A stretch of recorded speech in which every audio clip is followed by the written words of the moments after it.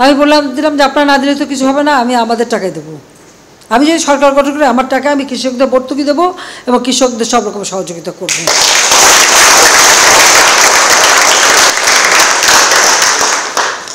আমাদের বীজ আমরা উৎপাদন করব, উন্নত মানের বীজ আমরা করব।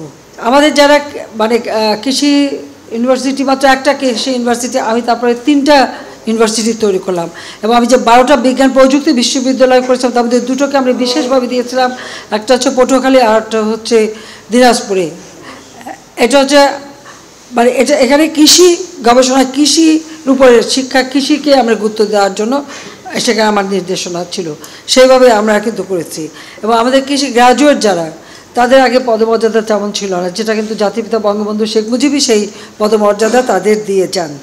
এবং 73 সালে একটি তহবিল গঠন হয়েছিল সেটা পুরস্কারের জন্য, যে বঙ্গবন্ধু পুরস্কার তহবিল, যা 15 আগস্ট জাতিপিতার হত্যার পর সেটা কিন্তু বন্ধ হয়ে যায়। যাও আমরা সরকারে আসার পর থেকে আবার সেই কৃষকদের জন্য আরও যত রকমের সহযোগিতা করা আমরা সেটা করে যাচ্ছি।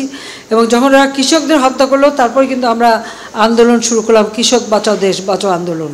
মনে আছে সকলের যে তখন কিন্তু এই কৃষক বাঁচাও দেশ বাঁচাও, কৃষি বাঁচলে দেশ বাঁচবে, কারণ এটা আমাদের ভুলে গেলে চলবে না। আমাদের অর্থনীতি মূল নির্ভরশীল হচ্ছে কৃষির উপর।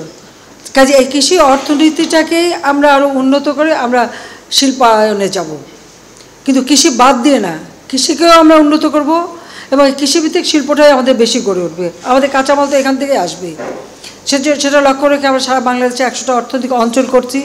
এই অঞ্চল করার উদ্দেশ্যটা আমার হলো, আমরা দেখি যেখানে সেখানে একটা ব্যবসায় নিয়ে একটা জমি কেনে আর একটা ইন্ডাস্ট্রি করে, আমার কৃষি জমি নষ্ট করে দেয়। আমাদের কথা হচ্ছে আমাদের 3 ফসলি জমি কোনো মতেই সেটা নষ্ট করা যাবে না, সেখানে কেউ কোনো মানে ইন্ডাস্ট্রি করতে পারবে না।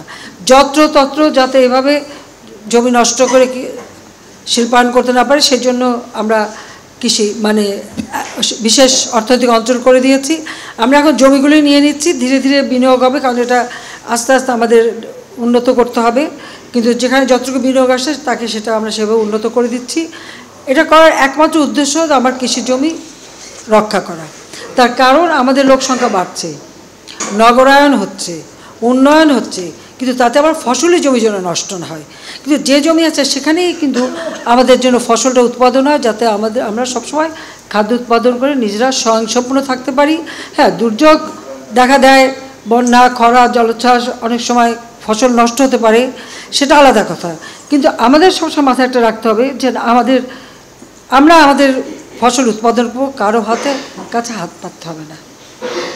আমাদের খুব তিক্ত অভিজ্ঞতা 74 সালে নগদ টাকা দিয়ে কেনা খাদ্য কিন্তু আসতে দেয়নি, কৃত্রিমভাবে সেখানে একটা দুর্ভিক্ষ সৃষ্টি করা হয়েছিল।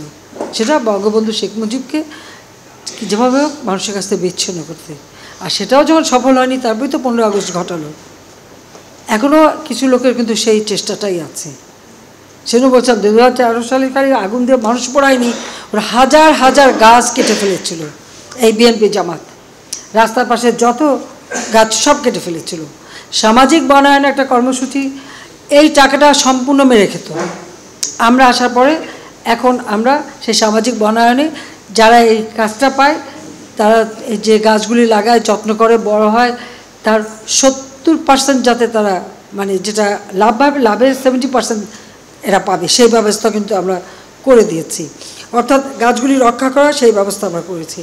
বাংলাদেশে প্রথম কৃষি বিষয়ে একটা নীতিমালা প্রণয়ন করা, মানে আমরা স্বাধীনতার 15 আগস্টের পরে আমরা এই জাতীয় কৃষি নীতি 1999 প্রণয়ন করি, কারণ একটা নীতিমালার ভিত্তিতেই যাতে কৃষি উৎপাদন বাড়ে সেই ব্যবস্থাটা আমরা নিয়েছিলাম। এবং আমাদের সারের দাম আমরা কমিয়ে দিয়েছিলাম। এখনও ব্যাপক হারে ভর্তুকি দিতে হচ্ছে, কিন্তু যেহেতু এটার সঙ্গে আমার দেশের মানুষের মানে খাদ্য চাহিদার বিষয়, সেই ক্ষেত্রে আমরা কোনো কার্পণ্য করি না। বাজেটে সবসময় আমরা এখানে ভর্তুকি দিই। 96 সালে আমি সরকার আসার আগে আমার মনে আছে একটা সংস্থা, যে সংস্থার বদলতে আমরা পদ্মা সেতু নির্মাণ করলাম আর কি, যারা বাধা দিয়েছিল আমরা করলাম। যা তারা ঠিক নির্বাচন আগে আমার কাছে আসলে লম্বা একটা তালিকা নিয়ে, সেখানে প্রথমেই লেখা মানে একটা জায়গায় লেখা যে কৃষিতে ভর্তুকি দেওয়া যাবে না। তা বললাম কেন কৃষিতে ভর্তুকি দেওয়া যাবে না? আমি তো ক্ষমতা গেলে অবশ্যই ভর্তুকি দেবো। তো বলে তাহলে আমরা কোনো সাহায্য করব না। আমি তো কোনো ক্ষমতায় নাই, আজ কবে যাব তাও জানি না, কিন্তু ইলেকশন সামনে আমি দিলাম যে আপনারা না দিলে তো কিছু হবে না, আমি আমাদের টাকায় দেবো। আমি যদি সরকার গঠন করে আমার টাকা আমি কৃষকদের ভর্তুকি দেবো এবং কৃষকদের সব রকম সহযোগিতা করব।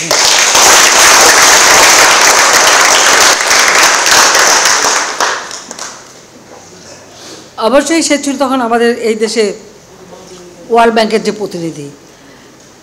খালেদা জিয়া বিএডিসি বন্ধ করে দিয়েছিল, তাই কোনো মতে একটা ছোট্ট অংশ বেঁচে ছিল। কেন? বীজ উৎপাদন বেসরকারি খাতে হবে আর বীজ বিদেশ থেকে আমদানি করবে। ওদের কিছু লোক ব্যবসায় জড়িত ছিল, 2-4 জনের নামও আমি জানি, নাম বলে তাদের গুরুত্ব বাড়াতে চাই না। যাই হোক, তো আমার কথা তা না, আমাদের বীজ আমরা উৎপাদন করব, উন্নত মানের বীজ আমরা করব, যার জন্য আমরা বীজ গবেষণাগার এমনকি দক্ষিণ অঞ্চলেও ছিল না, আমরা সেখানেও করে দিয়েছি। আর এখন আমাদের কৃষক এখানে তো খুব ভালো বীজ উৎপাদন হচ্ছে। শাক সবজি, শীতকাল আসবে লাউ খাবে, শীতকাল আসবে সিম খাবে, শীতকাল আসবে ফুলকপি খাবে, গাজর খাবে, পাতাকপি খাবে, এই তো ছিল অবস্থা। এখন তো 12 মাস খাচ্ছে, 12 মাস পাচ্ছে মানুষ, পাচ্ছে না? পাচ্ছে। এটা তো আমাদের এই গবেষণার ফসল। আমাদের মাটির সাথে সহনশীল করে করে আমরা করব। আমাদের দেশে কোনোদিন ভুট্টা চাষ হতো না। আমি গিয়েছিলাম ইন্দোনেশিয়া, তো ইন্দোনেশিয়ার প্রেসিডেন্ট সুহার্তো, তিনি বললেন 5 লক্ষ মেট্রিক টন ভুট্টা ওনাকে আমদানি করতে হবে। তো মতি বাবার সাথে ছিল। আমরা ভুট্টা উৎপাদন করি না কেন? বলছে আমাদের মাটিতে হবে কি না? আমরা নিশ্চয়ই হবে। আমরা ভুট্টা চাষ শুরু করলাম। ভুট্টা চাষ শুরু করার একটা অন্য ইতিহাস আছে, সেটা আর বলে সময় নষ্ট করবো না, কিন্তু আমরা শুরু করেছিলাম এবং করেছিলাম যাদের দিয়ে যারা এইসব কাজে কখনো ছিলই না, কিন্তু আমরা সেখানে করি। কাজে এইভাবে আমরা কিন্তু যেমন আমাদের পেঁয়াজ নিয়ে এত ঝামেলা, আর পাশের দেশ থেকে পেঁয়াজ কিনি, হঠাৎ পেঁয়াজ বন্ধ, আমরা কেন উৎপাদন করি না? আজকে তো আমরা পেঁয়াজ উৎপাদন করছি, অথচ 40% চাহিদা আমরা এখন মেটাতে পারি।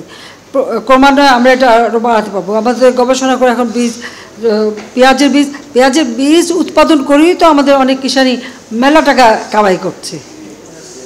কাজে এখন এটা সংরক্ষণেরও ব্যবস্থা করা হয়েছে। আমরা আমাদের কৃষকদের জন্য এখন তো মোবাইল ফোন, ডিজিটাল বাংলাদেশ এবং মোবাইল ফোন সকলের হাতে।